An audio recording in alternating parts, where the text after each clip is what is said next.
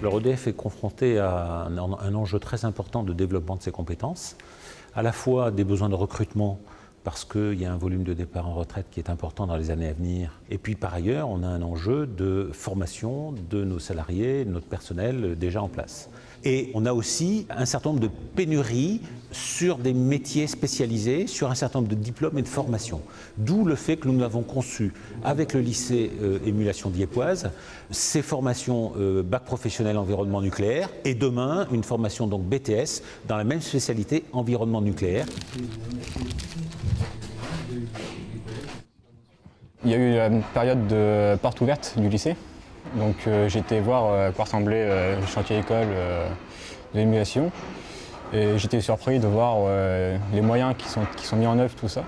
Ça m'a plu, donc j'ai choisi le nucléaire. Moi je pense après me spécialiser dans la robinetterie. C'est vachement intéressant au niveau technique et le nombre de robinetteries qu'il y a varié, les types de commandes et tout. Et le reste c'est vachement assez varié, donc c'est intéressant et enrichissant.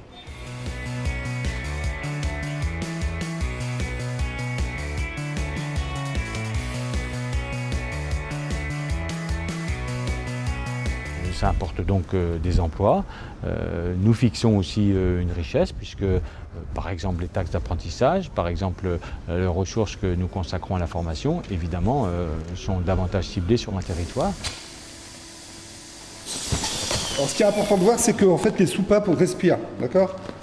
Voilà. C'est bon ? Voilà. Là, il a... Formation initiale, prévention des risques de niveau 1, où on va apprendre à s'habiller, à circuler en zone contrôlée. Des formations de niveau 2, toujours initiales, plutôt axées sur diriger une équipe au travail, protéger l'environnement, son environnement de travail et son équipe au travail. L'avantage ici, c'est qu'on peut mettre en place toute une multitude de scénarios, simuler des risques, sans pour autant exposer les stagiaires.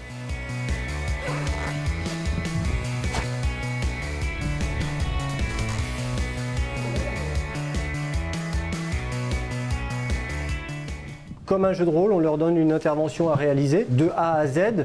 Ils ont un dossier de travail comme en centrale, donc un feuillet d'une 30aine de pages pour conduire leur intervention. Donc il va y avoir un chef d'équipe, un chargé de travaux qui va avoir un exécutant. À eux deux, ils vont conduire l'intervention et faire appel à différentes personnes pour venir contrôler à différentes phases leur intervention.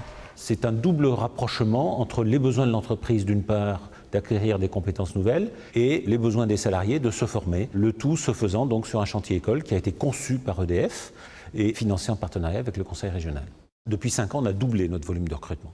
Et ces jeunes-là se forment, acquièrent leur diplôme et sont destinés pour la plupart à être recrutés soit directement par EDF, soit par nos entreprises, partenaires et prestataires.